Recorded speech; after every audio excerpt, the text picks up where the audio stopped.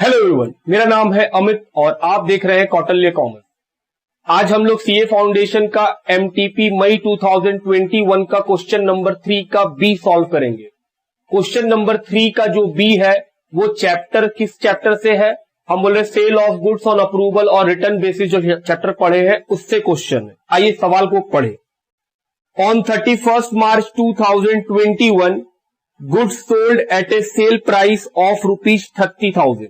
बोल रहा है 31 मार्च 2021 को गुड्स सोल्ड करके रखे हुए हैं जिसका सेल प्राइस कितना है 30,000 का। Were lying with customer Sapan to whom these goods were sold on sale और return basis were recorded as actual sale. बोल रहा है 30,000 का सामान 31 मार्च को कस्टमर जिसका नाम है सपन उसके पास पड़ा हुआ है, उसको इस कंडीशन पे बेचे थे कि वो चाहे तो रिटर्न कर सकता है और इसको हम लोग एक्चुअल सेल के रूप में दिखा दिए। हम बोले ठीक। Since no consent has been received from Sapan, बोल रहा है सपन से अभी तक कोई भी कंफर्मेशन नहीं मिला है, वो सामान लेगा कि नहीं लेगा अभी तक नहीं बताया है। तो हम लोग इसमें क्या सीखे थे कि सर अगर गुड्स कस्टमर को अप्रूवल बेसिस पे भेजे हैं और उसका कोई कंसेंट नहीं मिला है तो 31 मार्च जिस दिन हम लोग बुक्स ऑफ अकाउंट्स को क्लोज करेंगे उस दिन जिस गुड्स के ऊपर कस्टमर का जो परचेजर जो हमसे परचेज किया है उसका कंसेंट ना मिले तो हम लोग अपना सेल्स को कैंसिल कर लेते। एंट्री क्या लिखते हैं? हमने सर सेल्स को कैंसिल करना है तो सेल्स को डेबिट कर दीजिए और टू जो कस्टमर है उसका नाम लिख दीजिए। यहां पे नाम क्या है? सपन। तो एंट्री क्या बनेगा? Sales account debit to Sapan account. Selling price पे बेचे थे तो सेलिंग प्राइस पे ही कैंसिल करेंगे 30,000। पहला एंट्री तो ये होगा। हम बोले ठीक।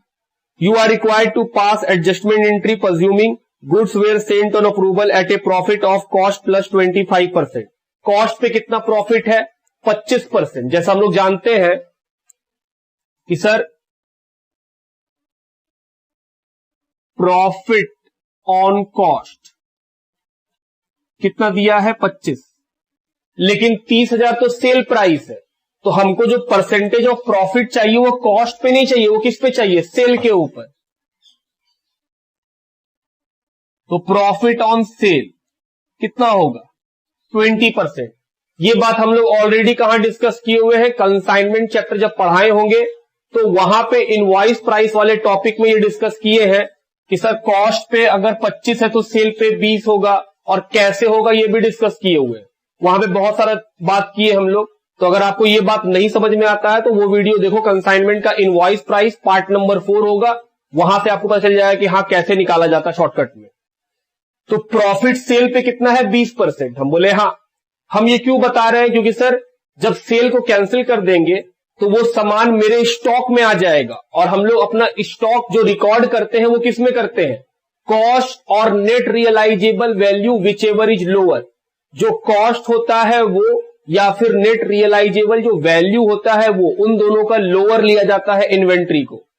तो सर पहला एंट्री तो कैंसिल किए sale account debit to Sapan. दूसरा एंट्री क्या होगा? हम बोले इन्वेंट्री बन जाएगा inventory with customer to trading account कि सर वो ट्रेडिंग में आ जाएगा। तो जो 30,000 रुपया है वो तो सेल प्राइस है, उसमें क्या घटा देंगे? हम बोले सर प्रॉफिट। सेल में से प्रॉफिट घटाएंगे तो क्या बन जाएगा? कॉस्ट। हम बोले हाँ। आगे लाइन पढ़ो। Present market price is 20% less than the cost price. फिर बोला है जो आज का दाम चल रहा है वो जो हम लोग का कॉस्ट प्राइस है उससे भी 20% कम है। तो हम बोले सर पहले कॉस्ट प्राइस निकाल लेंगे। कैसे निकालेंगे? 30,000 रुपया में 20% घटाएंगे तो कॉस्ट प्राइस मिल जाएगा। लेकिन इन्वेंट्री का वैल्यूएशन कैसे होता है? हम बोले sir lower of cost price और नेट रियलाइजेबल वैल्यू। तो यहां पे बोला है कॉस्ट प्राइस से और 20% मार्केट का कीमत हो गया, मतलब नेट रियलाइजेबल वैल्यू जो है वो कॉस्ट से भी 20% कम हो गया है। तो जो हम लोग का कॉस्ट निकला होगा उसमें 20% और घटा देंगे तो क्या निकल जाएगा? Net realisable value.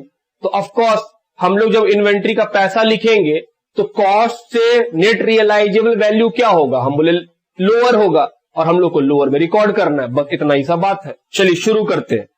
हमने सर 31 मार्च डेट,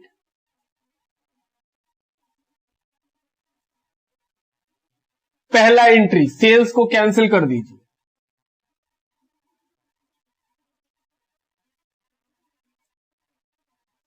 टू, नाम, हम बोले कस्टमर का नाम है Sapan, being good send on approval basis, now cancel, amount 30,000। दूसरा एंट्री, अब बोले सर इन्वेंट्री में रिकॉर्ड कर लीजिए।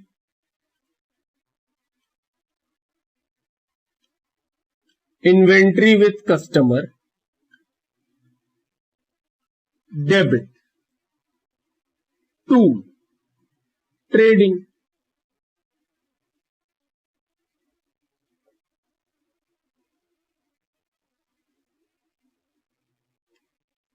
Being inventory recorded. अब बात करते हैं कि पैसा कैसे लिखेंगे। हम लोग जानते हैं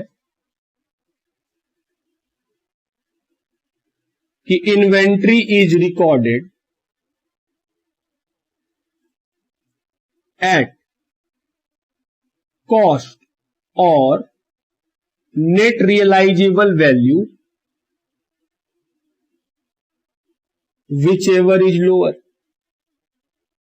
हम बोले हाँ, तो हम बोले सेलिंग प्राइस, जो सामान वापस आया है उसका सेलिंग प्राइस कितना है 30,000, क्योंकि वो सेल किए हैं।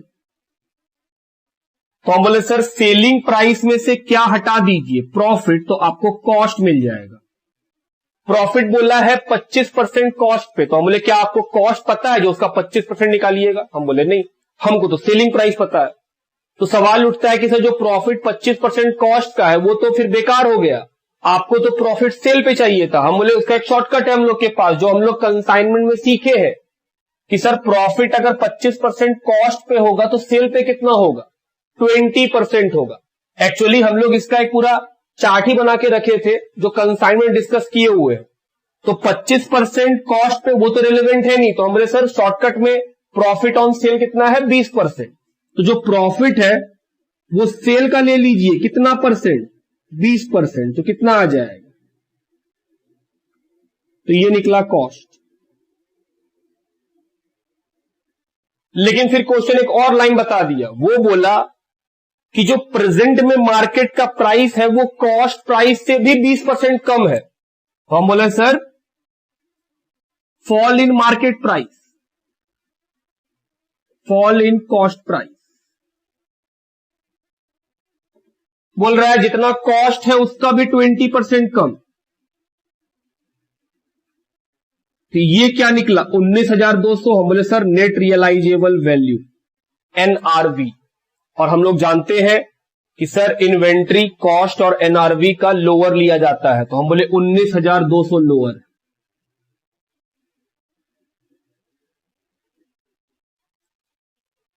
जो हम लोग कंसाइनमेंट में डिस्कस किए थे उसका एक शॉर्टकट डिस्कस कर ले रहे फटाफट आपके साथ, कि अगर क्वेश्चन में लिखा रहे प्रॉफिट इज 100% ऑफ कॉस्ट, तो वो इक्वल होता है 50% ऑफ सेल्स प्राइस के। दूसरा, अगर क्वेश्चन लिखा रहे प्रॉफिट इज 50% ऑफ कॉस्ट, तो वो इक्वल होता है 33 1/3% सेल के। तीसरा, प्रॉफिट अगर कॉस्ट का 33 1/3% हो तो वो बराबर होता है 25% ऑफ सेल का। प्रॉफिट अगर कॉस्ट पे क्वेश्चन बोले 25%, तो वो हमेशा बराबर होगा प्रॉफिट 20% ऑफ सेल का। ये चार बहुत शॉर्टकट में हम लोग याद रख सकते हैं।